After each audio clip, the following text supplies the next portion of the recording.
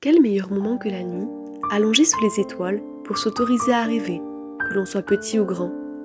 Ainsi, l'univers sans prétention partage dans le podcast Mythologie et ciel étoilé quelques histoires à raconter la nuit pour découvrir un nouveau sens aux constellations. Pour ce second épisode, on vous raconte l'histoire de la constellation de la Lyre d'après la mythologie grecque.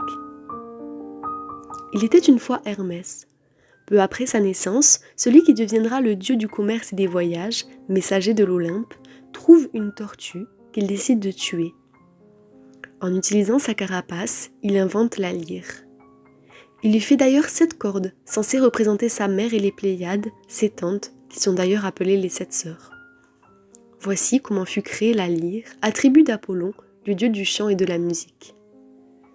Apollon détecta le potentiel artistique et musical d'Orphée, auquel il offrit une lyre.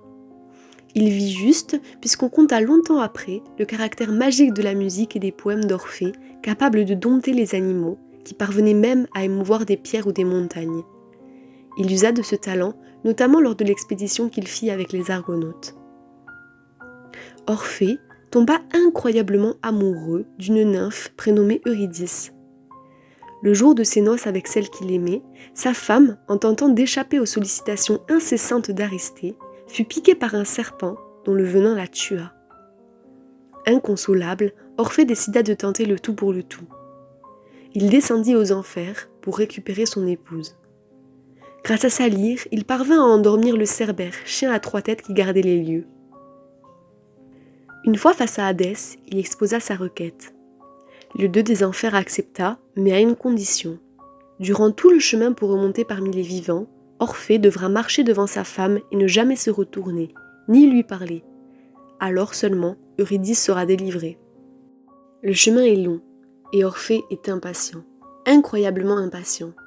Puis les pas qu'il entendait jusque-là, témoignant de la présence d'Eurydice derrière lui, s'estompent. Ils sont désormais presque sortis, presque libres, mais Orphée doute de la promesse d'Hadès. Il doute que son épouse soit à sa suite. Il n'en peut plus d'attendre pour la revoir. Inquiété, il se retourne. Eurysthée était bien là, mais Orphée brise le contact et se la voit donc retirée, à tout jamais. La légende raconte qu'Orphée ne s'en remettra jamais. Les Ménades, des femmes en proie à tous les excès, sont en colère de voir qu'Orphée reste fidèle à Eurydice, même longtemps après sa mort, et le déchiquettent dans leur colère. Les morceaux de son corps sont jetés dans l'Èbre jusqu'à s'échouer sur la rive. Les muses, les filles de Zeus, les découvrent, et peinées, décident d'enterrer les restes au pied de l'Olympe. Elles trouvent également la lyre du poète, dont elles ne savent quoi faire.